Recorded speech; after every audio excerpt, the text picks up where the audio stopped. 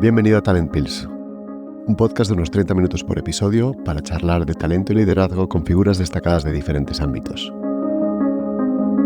Juntos compartiremos ideas y perspectivas frescas que te puedan ser útiles en tu vida diaria y tal vez te hagan reflexionar. ¿Comenzamos? Hoy en Talent Pills quiero contaros una historia de superación. Una historia humana como pocas, donde la esperanza, la determinación, la suerte y, si me permitís, creo que el destino, ha permitido que nuestro invitado sea con mayúsculas. Creo que de la conversación todos sacaremos aprendizajes de vida, no sé si útiles en nuestro día a día, pero seguro que nos hará reflexionar. Este episodio va a ser más largo de 30 minutos, pero espero que os merezca la pena escucharlo. Y para presentároslo, dejadme que lea la primera página de su libro Viaje al País de los Blancos. Aquel hombre se quedó sentado, solo, en medio de las dunas del desierto. Llevábamos ya varios días caminando, fiándonos de un compañero que decía conocer el camino para escapar de las arenas eternas. No teníamos comida ni agua. La esperanza iba menguando día a día. No se veía nada ni a nadie alrededor. El viento soplaba, el aire quemaba al respirar. Aquel hombre, el hombre que se quedó sentado, ya no podía más. Sus fuerzas se habían agotado completamente. «Seguid sin mí», dijo. «Saca fuerzas», le pidieron algunos. «Aguanta, llegaremos pronto». «Seguid sin mí», repitió el hombre. «Seguid sin mí». Se quedó sentado, solo, en medio de las dunas del desierto. Los demás seguimos el camino lentamente. Lo vimos desaparecer poco a poco a nuestras espaldas. Lo imaginé agonizando durante varios días en el silencio, hasta exhalar un último suspiro, débil como el de un pájaro, y quedarse seco y rígido, como los otros cadáveres que habíamos ido encontrando. El desierto está lleno de cadáveres que salpican las dunas. A nosotros, unos mafiosos nos habían abandonado a traición en medio de la nada, sin ninguna explicación. Queríamos llegar al paraíso, a la tierra prometida. Éramos 46 personas, solo sobrevivimos 6. Ousmane Oumar nació en Ghana un martes en 1988. No sabe ni el mes ni el día, porque en su tribu eso no importa. Su madre falleció al nacer, y él, según su tradición, tendría que haber fallecido con su madre, pero su padre era chamán en la tribu y consiguió salvarlo. Tras una infancia donde las necesidades básicas como agua y alimentos eran un desafío diario, a los 13 años decidió salir de su país. Cruzó el desierto durante 21 días en condiciones realmente extremas. De 46 personas solo sobrevivieron 6. Se fue a vivir a Libia, bajo el régimen de Gaddafi, en condiciones realmente difíciles, donde los migrantes, especialmente los migrantes de color, eran frecuentemente objeto de maltrato. Llegó a España con solo 18 años, sin saber leer ni escribir y sin tener un euro en el bolsillo. Hoy, a los 35-36 años de vida, es licenciado en Marketing y Relaciones Públicas, máster en ESADE y fundador de NASCO Feeding Minds, una ONG dedicada a proporcionar acceso a la educación y a la información en Ghana, con el objetivo de evitar que otros jóvenes se enfrenten a los mismos peligros que él experimentó. Es premio Princesa Girona 2021 y actualmente alumno y profesor en el Executive MBA de IES. Ousmane, millones de gracias. Me apetecía mucho, como sabes, hablar contigo y que contaras tu historia. Que, como he dicho en la intro, me voy a saltar todas las reglas de Talent Pills para...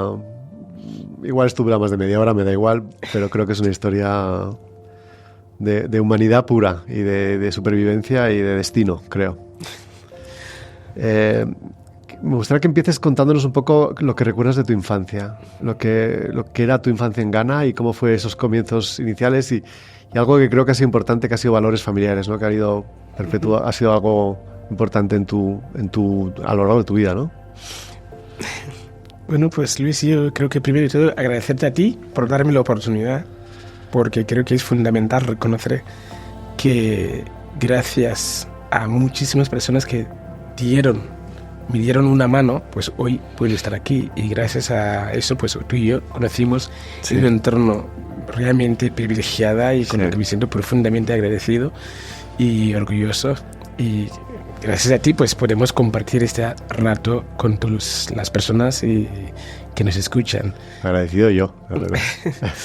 Yo nací en una aldea muy pequeña en un país llamado Ghana. Nunca ganamos nada, pero bueno, si casualidad es la vida, ¿no? El país se llama Ghana, pero claro, antes de su colonización, o durante la colonización se llamaba Costa de Oro, porque se encuentra mucho oro, etc., ¿no? Y dentro de Ghana, pues es un país que tiene 32 millones de habitantes. Yo nací en un pueblo menos de 100 habitantes, muy pequeña, con lo cual mi infancia es como si fuera siglo XVI o siglo XV. Vivimos básicamente de la tierra, la agricultura y la ramadería. Yo comía carne si cazaba un animal en la selva o pescaba en el río con mis hermanos, mis padres, etcétera, etcétera. O sea, vivíamos como si fuera siglo XVI. ¿Había agricultura? Era agricultura y caza, ¿no? ¿Hay poco comercio? Vivíamos básicamente de la tierra. Vale. Literalmente. Y hoy me cuesta creer que en aquella situación iba a la selva sin zapatos y básicamente no me pasaba nada. Sí. Y hoy parece que sin zapatos uno no puede caminar ni a la playa, ¿no? Sí. Mi realidad era muy distinta, pero para mí, como que no tenía acceso a otra fuente de información, para mí el mundo acababa en las fronteras de mi aldea. No obstante, tuve la gran suerte de que al nacer me tenían que haber matado porque mi madre murió durante el parto. Y según la tribu, pues una de las costumbres es que durante el parto el bebé, el espíritu del bebé y la de la madre normalmente luchan a ver cuál sobrevive. Por lo tanto, si la madre muere es porque el bebé lleva consigo un espíritu demasiado poderoso. Con lo cual, si un bebé con un espíritu tan poderoso ha sido capaz de matar a su madre biológica sin piedad, ¿quién quiere vivir con este bebé? Ya. Automáticamente también te tienen que sacrificar. Wow. Tuve la suerte que me tocó mucho más que Euromillón, el derecho a la vida, porque mi padre biológico era el chamán y me pude proteger. ¿Y cómo consiguió protegerte? Porque no debía ser fácil para el chamán decir, voy a ir en contra de las costumbres espirituales de la tribu. Seguro que no fue absolutamente fácil para él, pero sí que es verdad que no es lo mismo tomar decisiones sobre una persona cuando te toca a ti, muchas veces es distinto. Claro. Y cuéntanos, porque te he escuchado alguna entrevista ahí que dices que sí que hay valores, a pesar de que tu madre falleció tristemente, que ha habido valores familiares que te han acompañado a lo largo de tu viaje vital, ¿no? Sinceramente, de hecho, hasta los 13 años que decidí marchar de la aldea, del pueblo, del país como tal, no sabía que mi madre no era mi madre. Ah. De hecho, en el tribu es como un tabú. Así que en ningún momento supe que mi madre era mi tía, porque la hermana de mi madre se casó con mi padre para cuidarme a mí. Y hasta los 13 años que me marché de la aldea con 9, y a los 13 decidí marchar fuera de Ghana, del país entero. Así que volví a la aldea para despedirme a mi padre, pero cuando llegué, antes de decirle cualquier cosa, me ofreció que estaba pensando en pedir la mano a una niña para que me casara cuando tocara, etcétera, etcétera, ¿no? Entonces, claro, decirle que me quería marchar, pues eso implicaba negar lo que él me estaba ofreciendo, cosa que era impensable que tú negaras la palabra de su padre. Claro. Y así que finalmente no le dije lo que tenía pensado. Claro. Y cuéntanos, porque además una cosa que cuentas en tu libro y que has contado muchas veces es que lo importante es que naciste un martes. No se sabe ni el día del mes ni el mes. Era un martes y un año, ¿no? Exacto, es que en la cultura ghanesa lo más gracioso es que, claro, para nosotros lo importante es el día de la semana, da igual los años que uno tenga, ¿no? Y el ejemplo más claro es que hubo un secretario general de Naciones Unidas que se llamaba Kofi Annan. Sí. Kofi Annan era ganés. Sí. Y Kofi quiere decir nacido en viernes, ¿no? Es el ejemplo clarísimo de que para la cultura ghanesa pues lo importa igual los años que uno tenga, sino que lo importante... Porque el nombre viene muy definido por el día que has nacido. Exactamente. Tendrás un sobrenombre sí. De una manera u otro, depende del día que naces. Con lo cual tú no tienes ni idea exactamente la edad que tienes. Aproximadamente sé que tengo unos 35 o 36 años. Se puede hacer uno, o sea que hay un margen de error que no... Y te has definido, hablando con tu familia, no has dicho, bueno, debía ser verano... Tuve la gran suerte de que una vez aquí, pues en la familia catalana que me acogió después, al querer legalizarme, pues claro, había que fijar una fecha. Y un familiar del tribu, que era el único culto de la familia, era policía, pues tuvo que buscar la fórmula de encontrar esta fecha, ¿no? Y aproximadamente a volver en la aldea y preguntando, pues descubriendo que, bueno, pues aquel año que llovió tanto, que se inundó todo el pueblo por queques, por esto. Era justo después de Navidades, la segunda luna, porque la gente no cuenta por las lunas. Sí. Y lo que sabíamos seguro es que era martes, con lo cual acabamos que fue 18 de febrero. O sea, pues felicidades hace poco. Hace muy poco, sí. De hecho, justo el día 5 de marzo lo celebraremos en la antigua fábrica de Barcelona para poder, como un evento solidario, para recoger fondos para la ONG. Qué bonito, qué bonito. Pues, y cuentas también que decidiste un día, viendo un avión, que querías volar al país de los blancos, como lo definías, ¿no? ¿Cómo fue ese momento? ¿Qué es lo que entendías que era el país de los blancos, entendiendo que habías vivido solamente en la aldea? ¿Y qué es lo que te inspiró a decir, quiero ir un poco más allá? Es cierto que en mi aldea jamás había dormido sin haber comido, y yo creo que eso es un concepto bastante interesante y que la gente tiene que reconocer que, al menos la parte de África que yo vengo, la África es muy grande, la parte de África que yo vengo jamás había dormido sin haber comido. Si no es mango, es papaya, si no es papaya, es otro tipo de fruta que comíamos. Siempre, el APAT del día nunca me faltaba, pero sí que es cierto que no había ninguna fuente de información, aparte de lo que nos llegan de mayores a los pequeños, ¿no? Así que no llegaban los Reyes Magos tampoco, así que había que fabricar mis propios juguetes para jugar, ¿no? Y lo hacía para mí, para mis amigos y hermanos, ¿no? Y todo ocurrió mientras jugábamos. Vimos un avión volando y no podía entender por qué era capaz de aguantarse este pájaro metálico, tal como lo llamábamos en mi tribu. La palabra avión no existe como tal, decimos pájaro metálico, porque era capaz de aguantarse. En cambio mi coche que había fabricado no era capaz de mover ni un único centímetro, ¿no? Y aún me acuerdo lanzar una piedra al cielo y me cayó encima de la cabeza. Y no podía entender nada, ¿no? Y me dijeron que aquello aparato pues lo habían fabricado los blancos, y dentro de aquello pueden ir solo hombres blancos, ¿no? Y pensé, ¿y entonces quiénes son esos blancos? Porque eran capaces de hacer todo aquello y yo no. Y si es verdad que dentro de este aparato, este pájaro metálico, van personas, eso quiere decir que pueden ver mucho más allá. Sí. Eso automáticamente me estaba reconociendo de que el mundo no acaba en las fronteras de mi aldea tal como había pensado. ¿Qué hay más allá? Esta curiosidad es la que me llevó a salir.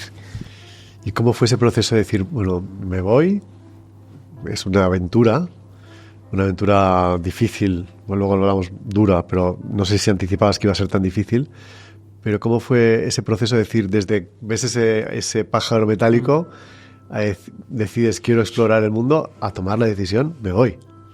Es que no fue tan fácil. Sí que es verdad que también ser un niño aquel entonces, en aquella realidad, no tienes, o sea, prácticamente no existes, eres una herramienta para ayudar a la familia, con lo cual tus decisiones, tus sentimientos no tienen ningún valor. Pero también, por otro lado, estamos hablando de una comunidad, de una sociedad que es muy de comunidad, se convive muchísimo, se ayuda unos a otros, se apoya muchísimo, con lo cual es muy difícil dejar marchar un niño con tan temprana edad. Claro. Cosa que me hace pensar que mi padre me dejó marchar tan pronto porque él, de alguna forma, pensaba que en el caso que no pudiera protegerme más, al menos no muera porque él no me ha podido proteger, que sino que marchara fuera del pueblo, por lo que si me pasa cualquier cosa, al menos no será porque él no me haya podido proteger, ¿no? Creo que nunca sabré la verdad absoluta, porque él murió antes que le pudiera hacer esta pregunta. ¿Ah, sí? Pero me dejó marchar con 9 años, sí. O sea, ¿nunca llegaste a volver a ver a tu padre desde que te fuiste? A los 13 años fue la última vez que le vi, y le dije que quería marchar fuera de casa, quería marchar fuera del país, y me dijo que antes de ello, que le dije que quería marchar, estaba pensando en marchar, pero no tenía nada planeado. Pero claro, es un hombre muy sabio y se dio cuenta de que si sería capaz de valorizarle aquello, tenía todo pensado. Así que me dijo que antes de marchar tenía que saber algo, y me contó que mi madre no era mi madre, que era mi tía, o sea que no lo sabía hasta entonces. Wow. ¿Tu tía sigue viviendo? Murió en 2015. Por lo menos llegó a ver que estabas aquí. Sí, es que llegaron 2000. Yo llegué aquí en 2005. Finalmente salí de Ghana en 2000, o sea, después 5 años para llegar aquí. En 2008 murió mi padre y yo estaba aquí. Y 2012 volví a Ghana antes que mi madre mi sí, tía falleciera. Sí, qué bien. Oye, cuéntanos un poco esas experiencias del desierto. Porque empezaste... porque entiendo que no... Cuando decides que te vas, buscas cómo y había una organización que decía que te llevaba al otro lado. ¿Cómo funcionaba? Bueno, lo cierto es que desde que tuve la curiosidad, las ganas de ir, de alguna forma yo digo que el mundo iba creciendo a medida que cuando avanzaba cada vez el mundo hacía más grande conmigo, ¿no? Sí. Y a los 9 años me marché de la aldea y me fui a una ciudad a aprender chapistería y soldadura, ¿no? De cosas que aún tengo grabado en doctorados y grabados, ¿no? Y claro, a los 9 me fui a la ciudad cercana a aprender chapistería, ¿no? Techiman. Y claro, cuando llegué a Techiman vi que había, digamos, carreteras asfaltadas, electricidad, había luz eléctrica, coches. Claro, y a mí me fascinaba todas esas maquinarias, ¿no? ¿Quién lo hacía y cómo lo hacía y por qué yo no era capaz de hacerlo? Y claro, desde Techiman pues acabé escapando del taller que fui a aprender porque descubrí que pasé muchísimo hambre, descubrí lo que era hambre en la ciudad. Pero claro, la curiosidad pesaba mucho más que el hambre que pasaba. Así que en vez de volver a la aldea, porque allí seguro que comía, me fui a la capital del país, ¿no? Y desde allí vi cómo llegaban los barcos, el cargado de camiones, televisiones, máquinas de segunda mano, etcétera, ¿no? Y todo aquello decían que era de los blancos, que lo que no querían los blancos, ¿no? Así que cada vez me hacía la ilusión, las ganas, esta curiosidad de poder llegar a conocer el hombre blanco y descubrir por qué eran todas aquellas cosas, no hacía más que incrementar. Pero no tenía manera de hacerlo. Entonces me recomendaron que había la opción de ir hacia Libia, y a Libia podría trabajar como un niño que era tan bueno soldando camiones y barcos, maquinaria, y que tendría un trabajo hasta que me pagarían un sueldo a final del mes. Claro, a mí esto se me iluminó la cara, porque hasta entonces solo trabajaba a cambio de un plato de arroz y un gracias. Y 4 propinas y poca cosa más. Así que claro, tener un sueldo trabajando lo que hacía era como wow, no me lo podía creer. Así que mi intención era irme hacia Libia a trabajar para ganar dinero para poder dar el salto al paraíso, que es Europa. Pero claro, lo que no era consciente es que desde Ghana a Libia había que cruzar el desierto. Había que cruzar uno de los peores desiertos del mundo, claro, que es el desierto de Sahara. Sí. Y el peor del caso es que cuando llegas a Agadez, unos traficantes nos dicen: con 3 días vais a cruzar con esos pickups. Y claro, yo pienso, 3 días pues aguanto. Pero lo cierto es que no hay camino. Nos llevaron 6 horas más o menos en coche, nos empaquetaron como si fuera latas de sardinas. 17 personas por cada pickup de estas. El peor del caso es que en 5 o 6 horas paran y dicen: tenéis que bajar todos porque tenemos que ir a rellenar los depósitos de gasolina. Jamás vuelven. Y el día siguiente se levantó un chico y dijo: yo conozco el camino y me puedo. Esos ladrones nos han abandonado. Claro, te sientes como, ostras, ¿qué hago? No tenías ni idea lo largo que era el camino. Ni absoluto. Nos habían dicho que en 3 días llegaríamos en Libia. Claro. Al final, ¿qué haces? Te levantas, empiezas a seguir el que dice que conoce el camino. Cuando él se dio cuenta que estamos todos siguiendo, le dijo: no. A mí no me siguen gratis. Si me quieres seguir, me tienes que dar dinero. Se aprovechó de sus conocimientos para vaciarnos todas las monedas que nos quedaban. Cada 2 o 3 días paraba y pedía más dinero, si no continuaba, o si no le podíamos seguir. Y eso fueron los primeros días, porque luego fueron 21 días. En 21 días de 46 llegasteis 6. Sinceramente, eso fue una de las peores etapas del viaje, porque hay una frase que siempre la acabo repitiendo sin querer, porque es que Jesús, Luis, es que es la verdad, es que la realidad supera la ficción. Ya. La verdad supera la ficción, se lo puedo asegurar. Hemos visto películas, el hombre tiene mucha imaginación, pero con lo poco que he vivido te puedo asegurar que la realidad supera la ficción. ¿Cómo sacabas fuerzas en los momentos oscuros, donde veías que a compañeros tuyos se quedaban a mitad de camino? Eso, sinceramente, me cuesta sacar las palabras para describir etapas tan crueles en este viaje, como por ejemplo, después de 19 días caminando día y noche, con solo 5 litros de agua. Yo tenía 13 años, era el más pequeño del grupo, éramos 46. hombres más fuertes. Al principio te apoyaban, después el último galleta que te quedaba, uno te cogía, te giraba la mano, te lo quitaba, otros miraba y lo compartía contigo. Te descubrí la maldad del ser, pero también vi bondad. Sí. ¿Qué ejemplos de bondad? ¿En qué momentos oscuros había bondad? Porque entiendo que es donde sale la esencia de las personas, ¿no? Es triste y a veces me cuesta, pero sí que creo que en el momento cuando estamos en un sofá con el dedo tocando botones, tomamos decisiones distintas. Claro. Aquel entonces, aquel infierno, las decisiones eran otras.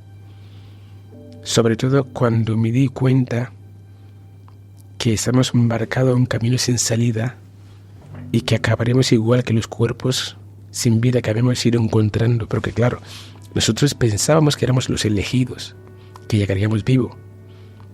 Pero a medida que íbamos avanzando íbamos encontrando cuerpos sin vida. De hecho, al principio les enterrábamos, cogíamos sus pasaportes, algunos que tenían su pertenencia. Y llega el momento que cuando ves un cuerpo sin vida solo piensas si sus zapatos te pueden servir. O una de las peores cosas que aún me acuerdo es a los 19 días empezaron a morir gente del grupo, claro.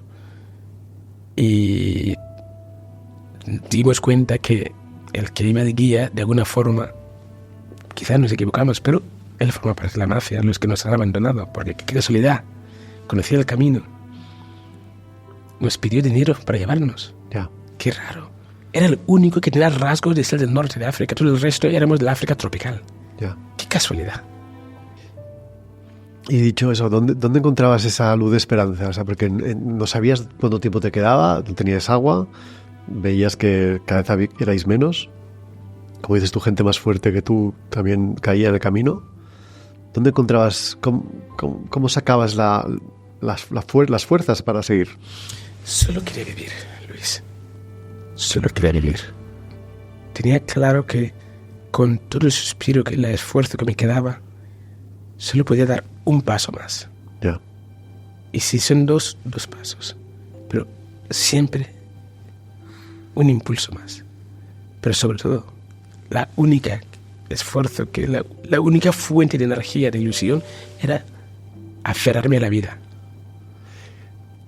Se escribe mucho sobre personas que pasan por situaciones de supervivencia extrema, ¿no? Y se habla de 3 elementos: de disciplina, de esperanza o fe y de suerte, ¿no? Elementos de suerte. Mucha suerte, sí. ¿Qué crees que había? ¿Tú que lo has pasado? Hay mucha suerte. Es que de hecho me acuerdo que el 19 días Musa, que era mi mejor amigo con quien iba siempre con él, yo le dije que no quería ver los cuerpos sin vida porque esto me desanimaba mucho. Claro. Así que yo iba detrás, siempre él estaba delante. Cuando se encontraba cuerpos y me decía, me besaba. Entonces yo intentaba desviarme para pasar detrás de algunas dunas porque aquel me desmontaba. Al principio al menos, pues, mira tú, tienes ilusiones y que tal, pero llega un momento que me veía a mí mismo. Así que cuando Musa me avisó, pasé detrás de una duna, me encontré un cuerpo sin vida, ¿no? Una persona con tejanos, una camisa blanca. En fin, me asusté un montón, pero algo me dijo, oye, cógete de este cantimplora que esta persona, ese cuerpo sin vida tiene delante, comprueba qué hay. No tengo la más mínima idea de lo que había, pero había un poco de líquido. Me da igual lo que era. Lo más probable es que es pis, pero había líquido.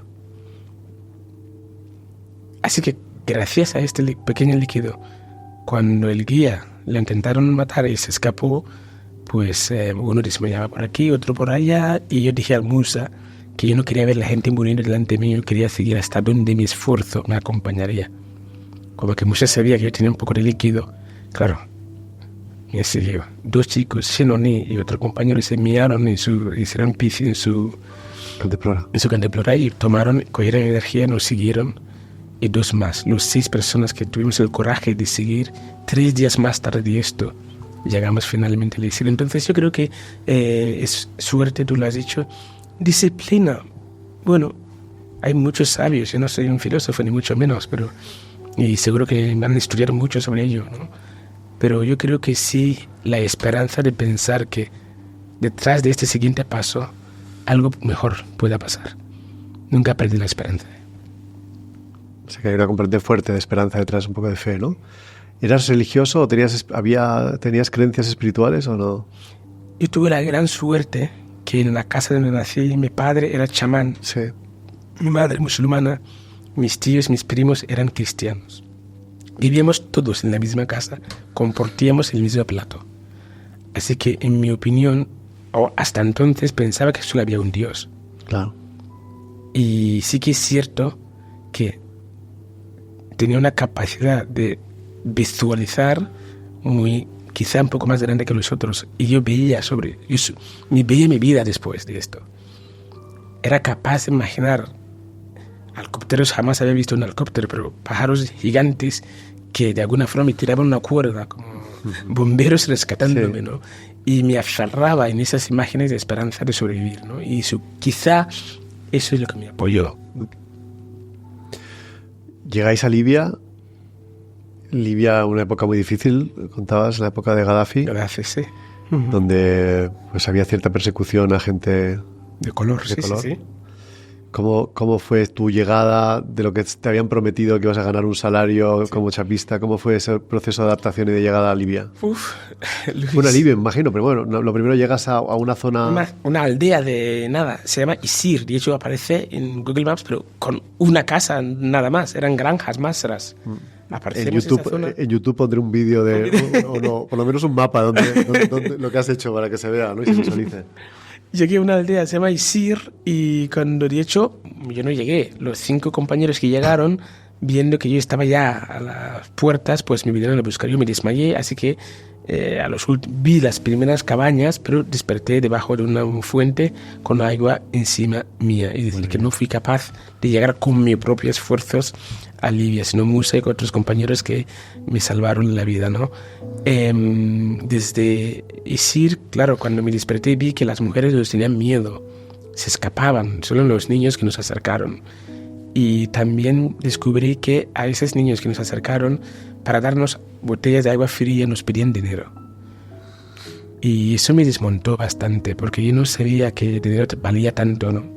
Claro. Hasta aquel entonces. Sí que es consciente que el dinero es muy importante, etcétera, pero cuando una persona está, y llegamos a la situación, las condiciones que llegamos, y que niños son inocentes, se supone, y que para salvarnos la vida, una botella de agua nos pedían dinero.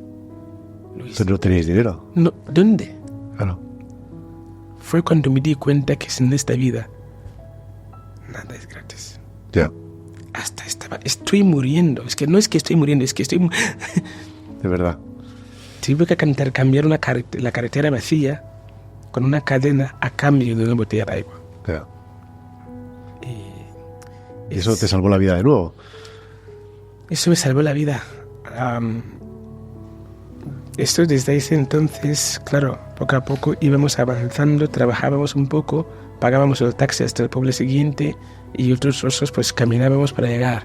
De hecho, en Libia descubrí que era negro. Yo no sabía que era negro, porque en Ghana todo el mundo es negro. Claro. Todo el mundo somos walas, gonjas, baglas, Sí, sí. éramos todos igual.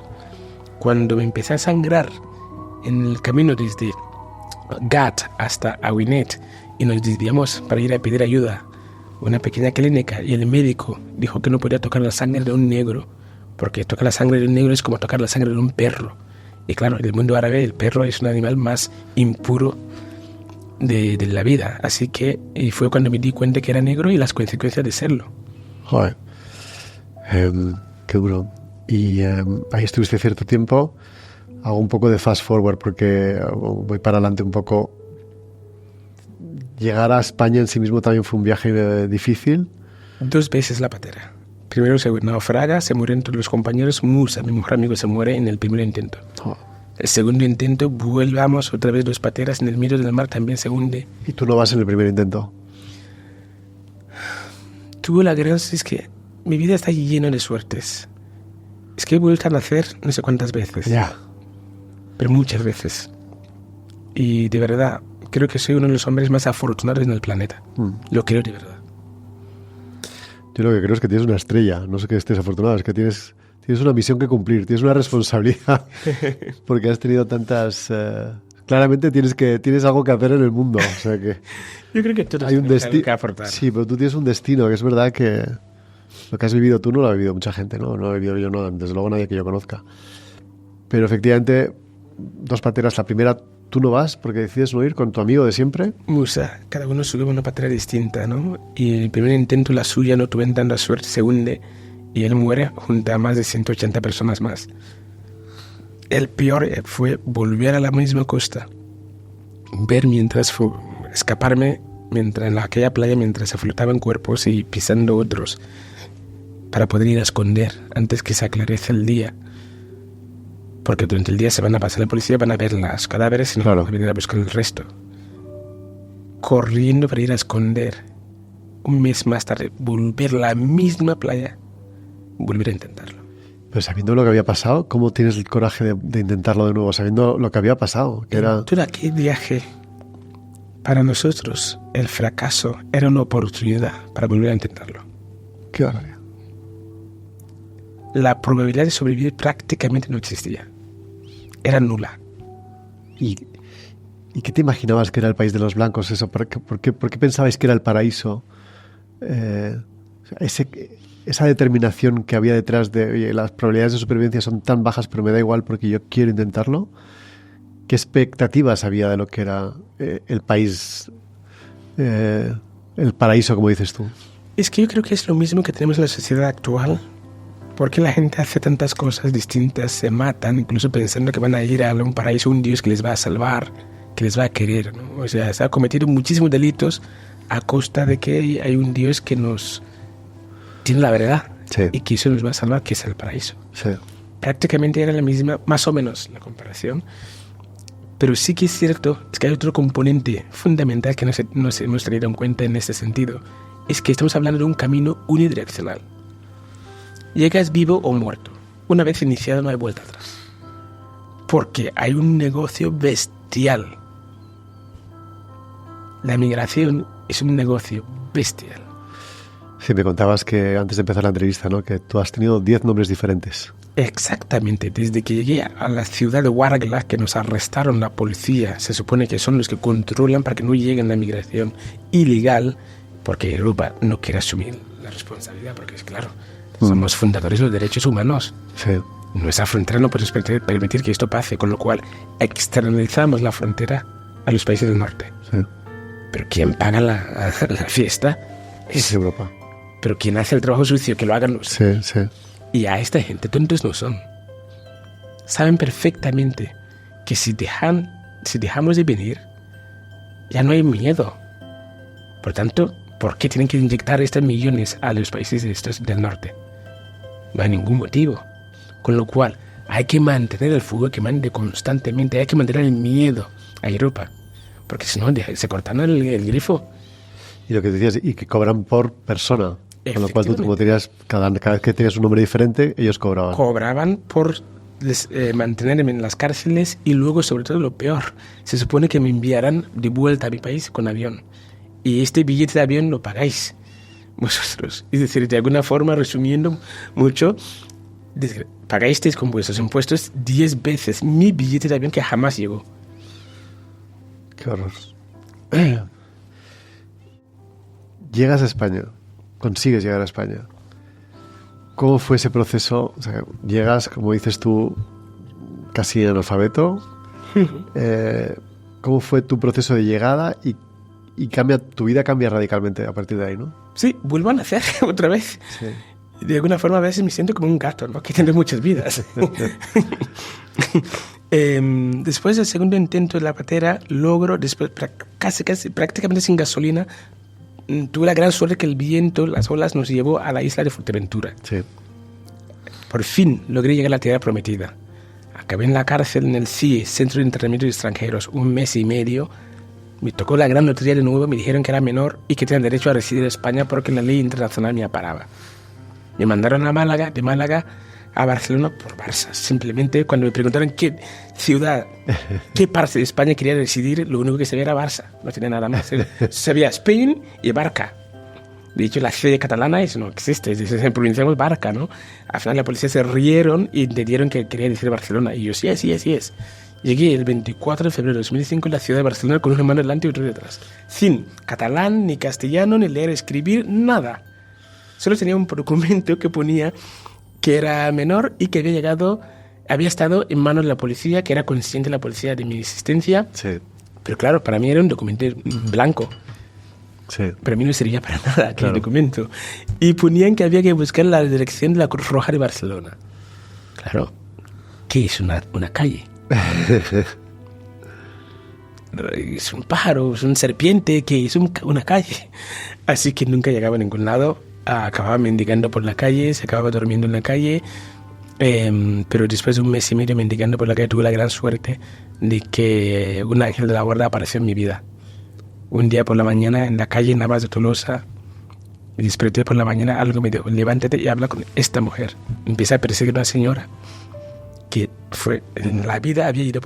Ella vive a media hora de Barcelona, o sea, no vive en Barcelona ciudad. Es la primera vez que en su vida que había ido por aquella calle, por casualidad de la vida. Le fui a parar a preguntarle, cuando le empecé a perseguir, ella paró, giró, me cogió la mano y nos apartamos y me preguntaba. Y yo, claro, yo hablaba solo inglés, wala, árabe, gonja, hausa, pero no tenía ni idea de catalán y castellano, ¿no? Así que no nos entendimos. Sacó su móvil y llamó a su marido porque quería entender por qué quería contarle. Y el marido sí que hablaba inglés, ¿no? Y gracias a eso pude comunicarme con ella. Pero sí que es verdad que aquel día aprendí una gran lección de que cuando dos personas quieren, se entienden. Es que no quieres entenderla. ¿Y de esa conversación qué pasó? Pues gracias a eso, de un día por el otro, pasé de vivir en la calle a una casa. Porque ella te acogió en su casa. Ella me acogió en su casa, Luis. Esta es Montse. Montse, mi madre.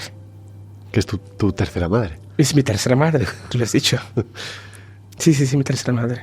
Sí. Luis, pero imagínate, de un día a otro estaba en la calle, comiendo la basura. Los chicos cuando salían de fiesta le tiraban la cerveza por encima. Solo quiero dormir. No te he hecho nada. Solo para vacilar, las chicas de al lado se tiran la cerveza y te ríen de ti. No he hecho nada. De un día a otro estabas en una casa con calefacción. ¿Con comida? Comida caliente, un plato caliente, algo tan básico. Personas que querían entenderte. ¿Qué edad tenías? El amor. ¿Qué edad tenías? 17 años. 17 años.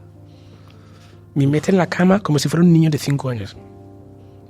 Me da un beso, apaga la luz y sale. Fue la peor noche de mi vida. La peor y la mejor. Te lo prometo, Luis. No fui capaz de cerrar los ojos ni un único minuto. ¿Por qué? Pasé toda la noche llorando. La pregunta es ¿por qué? ¿Sí? ¿Qué he hecho mal para merecer tanta tortura? He matado. ¿Por qué Musa no llegó? ¿Por qué Zapachino no? ¿Por qué Lanzamilo murió? ¿Por qué yo? Si todo estaba predestinado, que esta familia estaban aquí esperándome, ¿qué necesidad había de sufrir tanto? Ya.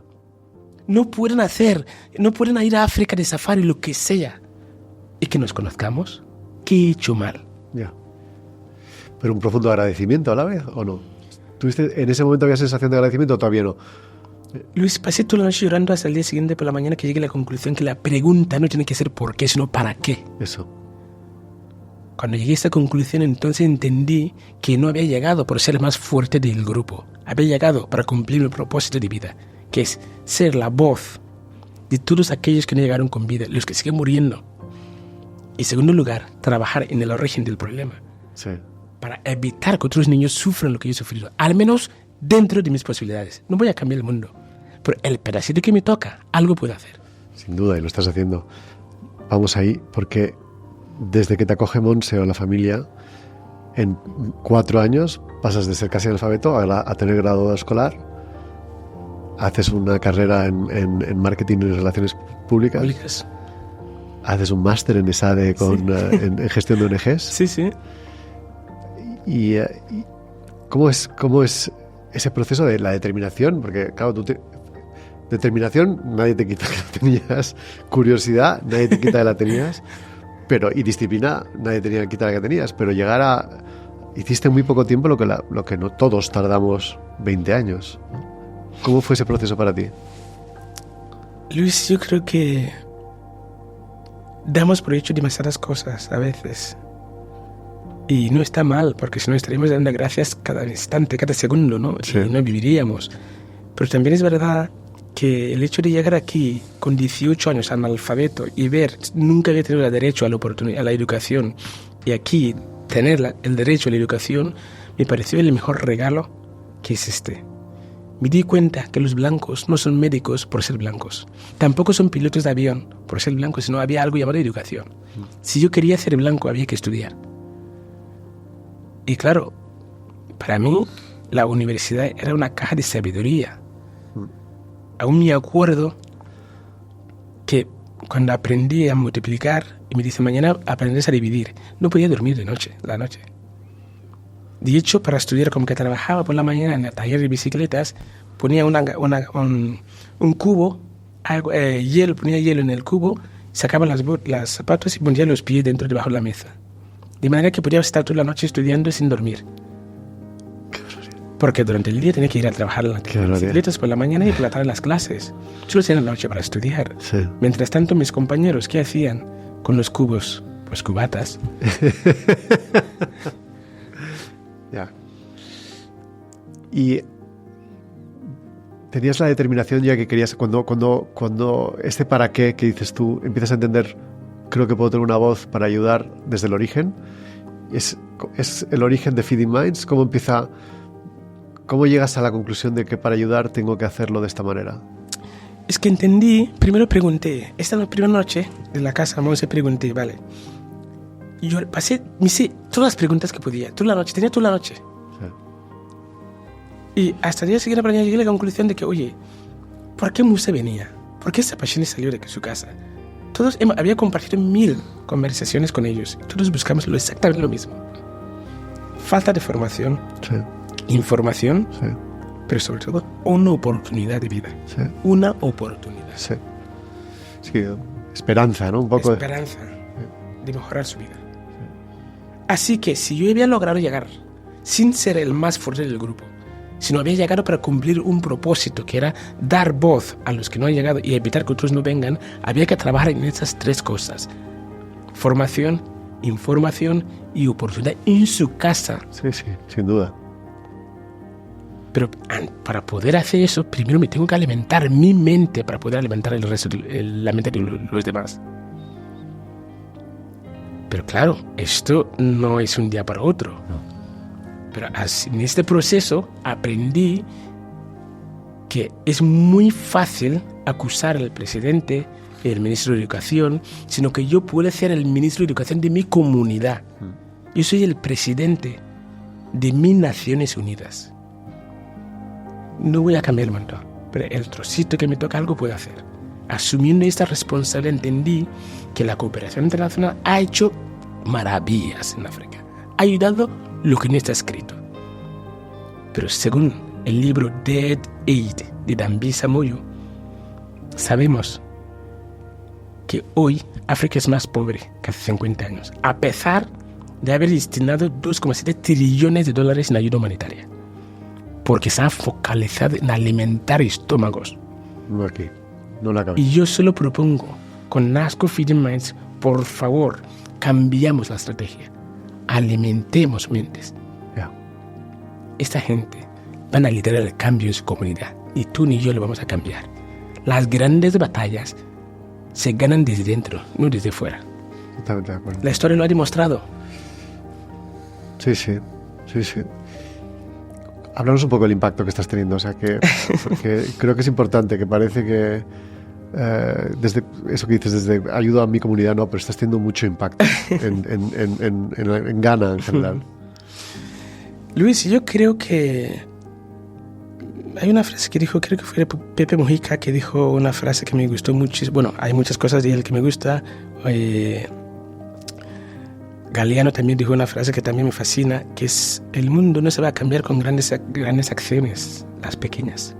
Personas pequeñas, en lugares muy pequeños, haciendo cosas. Cuando más pequeña, mejor, pero hazlo. Esas pequeñas acciones son las que van a cambiar el mundo. Sí. Y cuando yo empecé en NASCO hace 12 años, solo quería cambiar la vida, solo conseguir que una persona cambiara, ya me valía. Y hoy es un auténtico éxito ver que más de 6.000 niños y niñas ya han tenido acceso a la educación. Este año, contando los 12 años, son más de 60.000 personas que han pasado ya por las aulas informáticas. Y ¿cuántos colegios? 58 colegios ya tienen acceso. Hemos creado más de 17 aulas informáticas con el challenging que hemos tenido, teniendo en cuenta que yo no soy conocido y tampoco tengo una familia. La familia me dieron lo que no se puede pagar con dinero, que es el amor. Pero para hacer las cosas, el dinero es gasolina. Con lo que prácticamente esos recursos, solo con el sueldo de mecánico de bicicletas, hoy podemos decir que más de 6.300 alumnos hoy en Ghana tienen acceso a la educación digital sin haber conseguido subvención estatal, sino que personas como tú, que cuando nos conocen digo, oye, yo creo en ti, quiero que alguien más conozca lo que haces, y entre esas voces a conseguir que más personas nos apoyen. O sea, que es toda la financiación tuya es privada. Privada. El libro que vendemos y algunas conferencias que la gente pues me invitan a dar conferencias en sus empresas, sus directivos, sus equipos, y a raíz de esto pues nos... ¿Qué tienen que hacer para ayudarte?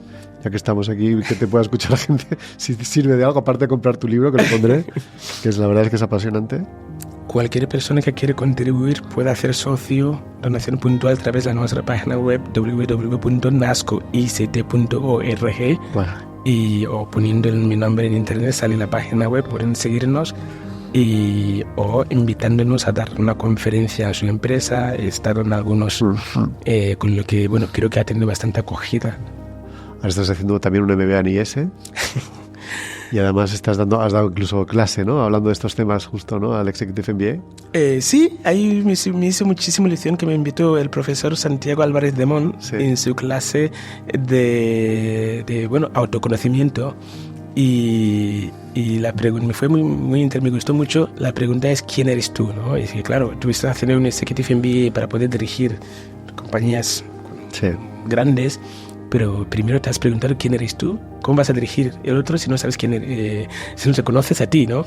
Sí. Y fue muy bonito compartir una sesión, pues mi vivencia, y luego las preguntas que surgió fue realmente muy bonito. Y creo que el día 15 de marzo vuelvo a tener clase en Barcelona, Executive MBA de 2024 en Barcelona con él para repetirlo porque les gustó mucho, y la verdad es que me siento muy, muy afortunado. Voy, además eres premio Princesa Girona, Impacto Social 2021, ¿no? 2021, exacto, sí. ¿Eso ha tenido un antes y un después? ¿Te ha ayudado? La verdad es que muchísimo. 2019, 2020 prácticamente nadie me conocía. Creo que me acuerdo que publiqué el primer libro, Viaje al País de los Blancos, el año 2019. Sí. Y esto empezó a darme pues un poco más, la gente empezó a tomar un poco en serio lo que estaba haciendo, de que la migración tiene solución. Se trata de solventar el problema en origen, no cuando llegamos al mar, ni cuando llegamos aquí. Ni dando ayudas para alimentar estómagos, como dices tú. Es que hay que cambiar la forma de ayudar, o sea, hay que cambiar la estrategia de ayuda humanitaria. Llevamos más de 76 años y no ha funcionado. Es urgente cambiarlo, y yo solo propongo una pequeña confianza, ¿no?, de que lo que estamos haciendo es la manera de algún día que esto cambie a mejor. Y con tan pocos recursos, en solo 10 años, ya hemos conseguido casos de éxito, ¿no? Podemos decir orgullosamente que hay 28 personas programando como informático, trabajando desde su casa, con su comunidad, con su gente. Increíble. Para empresas de cualquier lugar del mundo. Increíble. Sin haber arriesgado su vida. Y estamos demostrando que realmente funciona. Pero claro, necesitamos manos para escalarlo a otro nivel. Hablando de eso, ¿qué sueño tienes para Feeding Minds? Sinceramente, yo creo que mi gran sueño es conseguir demostrar, ya lo he demostrado, sí. Conseguir convencer que de verdad existe una solución real para solventar la problemática de la migración, y la solución está en el origen, no en el mar ni aquí. No. Es verdad que mientras están al mar ahogándose hay que ayudarles, por supuesto, sí. Pero llevamos 76 años haciendo eso y no soluciona. En algún momento mi padre siempre decía, si tienes una mala hierba en tu jardín y lo cortas desde arriba, vuelve a florecer. Lo vuelves a cortar, vuelve a florecer. Sí. Si de verdad quieres evitar matar, hay que ir a la raíz del problema. Y yo creo que la raíz del problema está en alimentar sus mentes, van a liderar los cambios en sus propias comunidades. Mi gran sueño es lograr a conseguir que la gente entienda esto una vez. Solo me den una oportunidad. Ojalá te siga oiga mucha gente. ¿Hay fundaciones como tú que están haciendo cosas parecidas a nivel internacional con los que tú colaboras? De verdad es que ha sido un golpe en el estómago cuando empecé proponía eso y la gente ni se te paraba a escuchar. Hasta que incluso los Reyes me dieron el premio 2021, muchísimas personas, empresas, nadie me había tocado, te cerraba la puerta en tus narices, ¿no? Y cosa que estoy acostumbrado, y no es bonito, pero uno acaba acostumbrando. De hecho, en el propio país, en Ghana, cuando empecé el proyecto, la primera escuela informática 2012, la primera reunión que tuve con el ministro de Educación, nos dio dos golpes en la espalda, digo, felicidades, chaval, pero el gobierno de Ghana no tiene 12.000 euros para abrir una escuela informática, ¿no? Y claro, fue un golpe muy duro, pero eso me ayudó a entender que soy el ministro de Educación de mi país. Es mi responsabilidad. Era muy fácil acusar y criticarle, ¿no? Sí. Pero entendí que lo que había que hacer todos tenemos que ramar, ¿no? Si queremos cambiar cosas. Y en vez de depender de otros, actúa tú, ¿no? Y por eso yo no quiero quedarme con la parte de criticar o acusarle a otro, que eso lo tiene que hacer. Yo creo que ramando, actuando, se puede cambiar muchas cosas.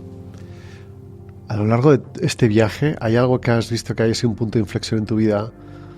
He entendido que esa noche en casa de Monse fue un punto de inflexión, pero ¿ha habido algún eje central que te ha llevado a mantener esa persistencia, ese foco, esa esperanza, esas ganas de aprender, esas ganas de seguir, esa curiosidad que has tenido siempre?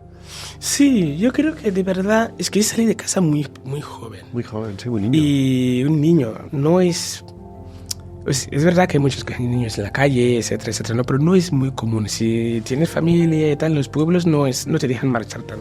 Así que yo me marché muy joven y muy pequeño y en ese proceso no tenía un hermano mayor que me protegía. Tampoco tenía un padre ni una madre. Y esto era una libertad total. Es un amigo, ¿no? Y en el camino del desierto encontré Musa. De hecho, nos conocimos en Kumasen, cuando trabajaba en el taller.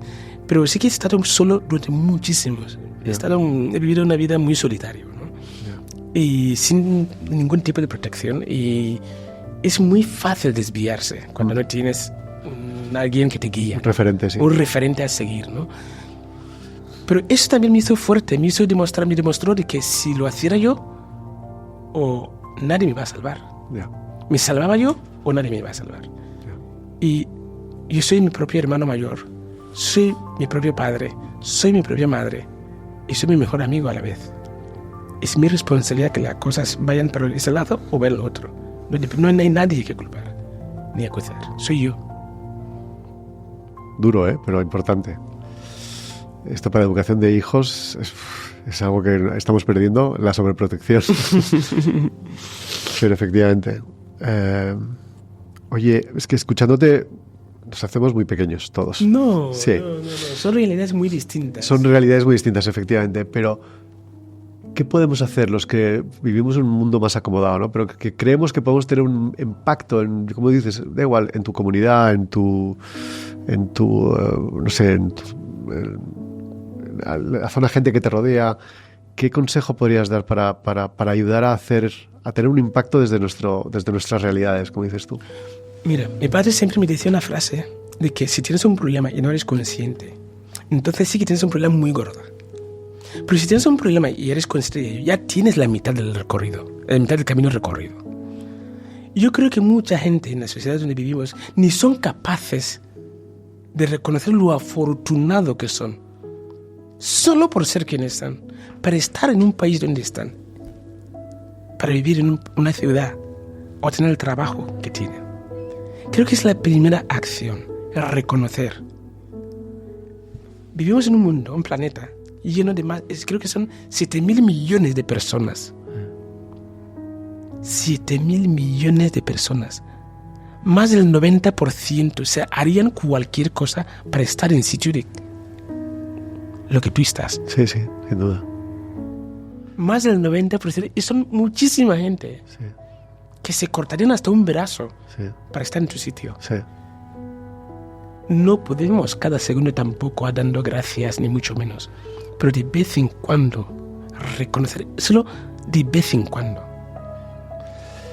Yo creo que además has dicho una cosa que creo que es muy importante. No es necesario pensar en muy grande. Si haces la diferencia en la vida de una persona, joder, eso ya merece la pena. Solo eso merece la pena. Mira, de hecho, el día que nos conocimos, Sí.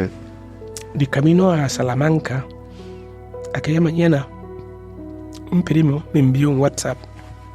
Ahora, hoy en día, ya se había rendido porque tuvo muy mala cosecha el año pasado Ya. y se iba a Libia. Se iba a vender no sé, todo lo que le quedaba, y me pedía consejos que quería ir a Libia y cuando llegara que le diera dinero para pagar la mafia para zarpar hacia Europa, ¿no? A España concretamente. Y, ostras, pasé toda la mañana fatal. Es como si hubiera llovido encima. Agua congelada, ¿no? Eso fue sobre las 9 de la mañana. Sobre las 11 me llega un mensaje, una chica que me lleva a la organización de los chicos que programan en Ghana. Digo, oye, Usman, hay una empresa en Madrid que se llama NCB, INSV, que nos había firmado el contrato para uno de los chicos que tenemos a Ghana para programar para ellos y que faltaba mi firma, ¿no? Claro, llevaba casi 1 hora, 2 horas, como si me había me había llovido algo terrible encima, ¿no? Y de repente me llega este mensaje: firma, por favor, necesitamos tu firma para activar a este chico que se ponga a trabajar con esta empresa desde Ghana. Y gracias a este contrato eran 27, ahora son 28. Yeah. Pensé, ostras, quizá no voy a cambiar el mundo. Pero el solo podría decir que he logrado que esta mañana un chico más haya podido salvar su vida en su casa, con su familia. Claro, que esta portada más ayuda a mucha familia, a mucha gente. Si salgo en la carretera y se me lleva un coche por delante, he cumplido mi parte. Yeah. Si tuvieras la oportunidad de ver a Usman de 13 años, de 12 años, ¿Sí? cuando vio ese avión, Sí. ¿hay algo que le habrías dicho distinto? ¿Hay algún consejo que le habrías dicho? Luis, muchas gracias. La verdad es que son esas preguntas que te deja... En fin. No, Le habría dicho, no salgas. Sí que es verdad que, por un lado, creo que la vida, tenemos una vida, no dos. Si tuviera 2 vidas, es muy fácil decir, oye, viendo todo lo que he logrado, lo que he acabado, oye, inténtalo. Sí. Pero teniendo en cuenta que solo hay una vida. Y ostras, nadie merece lo que vivimos. Nadie lo merece. No. Ni mi peor enemigo de serie que vivía algo semejante, con lo cual no recomendaría a esa persona pequeña, sabiendo lo que va a sufrir. Pero sí que es verdad que algo que jamás le cortaré es que nunca deje de soñar. Eso sí que le diré. Que nunca deje de soñar, sobre todo que persiga sus sueños. Eso sí que lo diré. Y menos mal que estás aquí, ¿eh? Para aquellas personas, ¿hay algún consejo que darías a aquellas personas que hay mucha gente que lo está pasando mal? Y siempre es relativo. Es decir, claro, tu vida fue muy extrema, has tenido vivencias realmente extremas, pero hay gente que lo pasará mal, tener retos en su día a día, dificultades. De tus aprendizajes, de tus vivencias, ¿hay algo que creas que puedes decir a la gente que pueda ayudarles a superar esas dificultades o superar esos retos? Sí, yo sinceramente en este recorrido he aprendido muchísimas cosas. No solamente es que aprendí a leer muy tarde, o sea que he leído muy pocos libros, porque aprendí a leer con 18 años prácticamente, o sea, no, más tarde. Empecé a aprender a leer y escribir con 18, o sea, aprendí el primer libro que leí mucho más tarde. O sea, encima leer en catalán y castellano, que no es mi idioma materna, o sea que... Y teniendo en cuenta que solo todo ese sistema educativo lo pasé en 6 años, con lo cual todo el sistema educativo, todo lo que tenía que hacer, no me daba margen para otra cosa. Yeah. Pero sí que es verdad que he aprendido en todo este proceso en que la cima de una montaña siempre es la base del siguiente, con lo cual jamás pierdes la esperanza, sino hay que seguir siempre subiendo. Podemos estar mejor, siempre puedes estar mejor, pero reconozcas dónde estás. Que hay miles y millones de otros que harían cualquier cosa para estar en tu sitio. Pero sobre todo, cuando parece que todo está perdido, es cuando sale el sol. Es cuando hay que dar ese paso más. Exactamente. Ousmane, te agradezco muchísimo esta charla. De verdad que nos dejas con el corazón roto un poco, pero bueno, con muchas ganas de ayudarte y de ayudar a gente como tú, que realmente sí que tenéis ese impacto y que tenéis un propósito vital que me encantará seguir un poco lo que haces y ver cómo te podemos ayudar. Luis, muchísimas gracias a ti para esta gran oportunidad, porque creo que gente como tú hace falta en este mundo. Esta confianza de decir, oye, no te conozco, no encajas en el perfil de lo que yo hago, pero tienes algo que decir. No eres un directivo, no eres un CEO de ninguna gran empresa, pero también tienes algo que compartir. Yo creo que en el mundo donde vivimos, si no podemos permitir escenarios como esta para conocernos, entonces sí que estamos perdidos. Apague, vamos. Totalmente. Y como te he dicho, yo me siento muy pequeñito a tu lado, te lo digo totalmente en serio. En absoluto. Y muy honrado, te lo agradezco de verdad. Hay que dar las gracias a la Fundación Princesa de Girona. Sin duda. Gracias, concretamente la Sandra Camós, que es la persona que me dijo, Ousmane, tienes que conocer a Luis, y hoy pues ha hecho realidad este encuentro. Estoy encantado. Y confío que eso sea para muchos más. Muy agradecidos a Sandra, desde luego. Millones de gracias, de verdad. A ti.